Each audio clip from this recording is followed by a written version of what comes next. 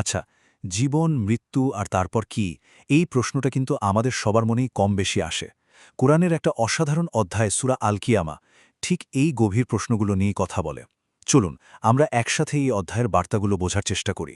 এটা আমাদের জীবন, মৃত্যু আর চূড়ান্ত জবাবদিহিতা নিয়ে নতুন করে ভাবতে সাহায্য করবে। অধ্যায়টা শুরুই হচ্ছে একটা ঝাঁকুনি দিয়ে, মানুষের মনের এক্কেবারে ভেতরের একটা সংশয়কে নিয়ে কথা বলে, আর এর জবাবটা দেখুন কি শক্তিশালী। এখানে শুধু বলা হচ্ছে না যে হাড়গুলোকে একত্র করা হবে, বরং বলা হচ্ছে যে আমি তো তার আঙুলের ডগার মতো সূক্ষ্ম জিনিসও হুবহু আগের মতো করে তৈরি করতে পারি। এটা কিন্তু আসলেই ভাবার মতো একটা ব্যাপার। তো এই পুরো অধ্যায়ের আলোচনাটা দাঁড়িয়ে আছে দুটো খুব ইন্টারেস্টিং শপথের ওপর। চলুন প্রথমে এই ভিত্তিটা নিয়েই কথা বলি, যা পুরো আলোচনার প্রেক্ষাপট তৈরি করে দেয়। দেখুন, এখানে শুধু কিয়ামতের দিনের কসমই করা হচ্ছে না, কসম করা হচ্ছে আমাদের নিজেদেরই এক সত্তার, তিরস্কারকারী আত্মা। এটা কি?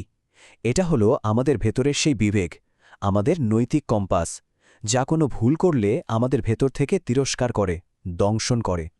তাহলে সওয়ালটা হলো, এই যে অবিশ্বাস বা সংশয়, এটা আসে কোত্থেকে? কোরআন বলছে এর কারণ কিন্তু প্রমাণের অভাব না। আসল কারণটা হলো মানুষ কোনো ধরনের পরিণতি বা জবাবদিহিতা ছাড়াই একটা জীবন কাটাতে চায়। ভবিষ্যতের চিন্তাটা তার বর্তমানের স্বাধীনতায় বাধা দেয়, তাই সে এটা এড়িয়ে চলতে চায়। আর এই যে একটা বেপরোয়া মনোভাব, সেখান থেকেই কিন্তু জন্মায় একটা চ্যালেঞ্জ ছুড়ে দেওয়ার মতো প্রশ্ন, কবে হবে সেই কেয়ামতের দিন? এটা শুধু জানার জন্য প্রশ্ন না, এর মধ্যে একটা অস্বীকারের সুরও লুকিয়ে আছে, যেন বলা হচ্ছে এমন কোনো দিন আসতেই পারে না। তো এই প্রশ্নের উত্তরে কিন্তু কোনো তারিখ বলে দেওয়া হয়নি, বরং সেই দিনটা ঠিক কেমন হবে তার একটা জীবন্ত, বলতে গেলে ভয়াবহ চিত্র তুলে ধরা হয়েছে। ভাবুন তো একবার, বর্ণনাটা শুরুই হচ্ছে একটা ব্যক্তিগত অনুভূতি দিয়ে, যখন চারপাশের ভয়াবহতা দেখে মানুষের চোখ একেবারে স্থির, হতবাক হয়ে যাবে। এরপর আমাদের চেনা জগতের সব কিছু কেমন ওলটপালট হতে শুরু করবে। রাতের আকাশে যে চাঁদটা আমাদের এত চেনা, যার আলো দেখে আমরা অভ্যস্ত, হঠাৎ করেই সেই চাঁদ হয়ে পড়বে আলোহীন।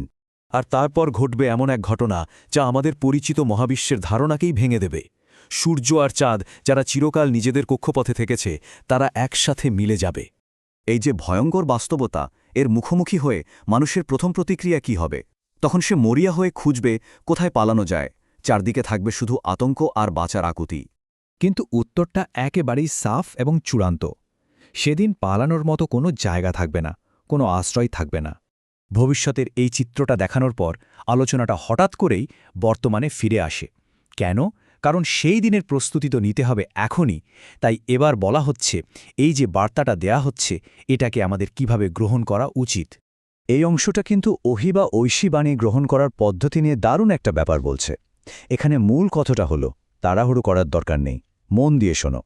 এটা সংরক্ষণ করা বা এর অর্থ স্পষ্ট করার দায়িত্ব সৃষ্টিকর্তারই। মানুষের কাজ হলো ধৈর্য ধরে বিশ্বাস রেখে তা গ্রহণ করা।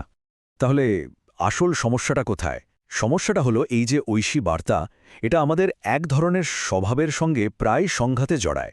আমরা আসলে তাৎক্ষণিক যা পাই সেটাকেই বেশি ভালোবাসি, আর ভবিষ্যতের পরিণতির কথা ভাবতে চাই না। চলুন এবার আমরা বিচার দিবসের সেই চূড়ান্ত মুহূর্তের দিকে যাই, যেখানে মানুষের পরিণতি দুভাগে ভাগ হয়ে যাবে। এখানে দেখুন, দুটো একেবারে বিপরীত চিত্র তুলে ধরা হয়েছে। একদিকে থাকবে সেই সব মুখ যা আনন্দে উজ্জ্বল, কারণ তারা তাদের প্রতিপালকের দিকে তাকিয়ে থাকবে। আর ঠিক তার বিপরীতে থাকবে কিছু চেহারা যা হতাশায়, ভয়ে কালো হয়ে গেছে, কারণ তারা জানে যে কি ভয়াবহ বিপর্যয় তাদের জন্য অপেক্ষা করছে। এরপর বর্ণনাটা আমাদের জীবনের এক অবশ্যম্ভাবী অভিজ্ঞতার দিকে নিয়ে যায়, মৃত্যুর মুহূর্ত, যখন শেষ নিঃশ্বাসটা কণ্ঠের কাছে এসে ঠেকেছে, যখন আত্মা শরীর ছাড়ার প্রস্তুতি নিচ্ছে। যখন আর ফেরার কোনো উপায় নেই, তখন শেষ চেষ্টা হিসেবে মানুষ জানতে চাইবে, এমন কি কেউ নেই, কোনো জাদুকর বা ডাক্তার যে বাঁচাতে পারে? কিন্তু তখন আর কিছুই করার থাকবে না। দেখুন, এই আলোচনা কিন্তু কোনো ভয় দেখিয়ে শেষ হচ্ছে না, বরং শেষ হচ্ছে একটা ঠান্ডা, যুক্তিনির্ভর প্রশ্ন দিয়ে, যেটা একেবারে শুরুতে যে সংশয় ছিল তাকেই চ্যালেঞ্জ করে। এই প্রশ্নটা কিন্তু পুরো আলোচনার মোড় ঘুরিয়ে দেয়। মানুষ কি আসলেই মনে করে যে তাকে কোনো উদ্দেশ্য ছাড়া, কোনো জবাবদিহিতা ছাড়াই পৃথিবীতে ছেড়ে দেওয়া হবে? যদি কোনো হিসেবই না থাকে, তাহলে তো ভালো মন্দের কোনো অর্থই থাকে না। আর এই যুক্তিটাকে দাঁড় করানো হয়েছে মানুষের নিজের সৃষ্টি প্রক্রিয়ার ওপর ভিত্তি করে। একবার ভাবুন তো, শুরুটা হয়েছিল কোথা থেকে?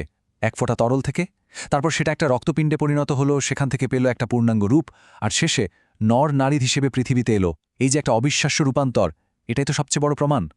আর এখানেই কিন্তু চূড়ান্ত যুক্তিটা চলে আসে। যিনি শূন্য থেকে এতটা জটিল একটা প্রক্রিয়ার মাধ্যমে প্রথমবার সৃষ্টি করতে পারেন, তার পক্ষে কি দ্বিতীয়বার সৃষ্টি করাটা অসম্ভব? মানে যিনি একবার জীবন দিতে পারেন, তিনি কি মৃতকে আবার জীবন ফিরিয়ে দিতে পারেন না? এই প্রশ্নটা দিয়েই সূরাটি আমাদের ভাবনার জন্য একটা বিশাল জায়গা তৈরি করে দেয়।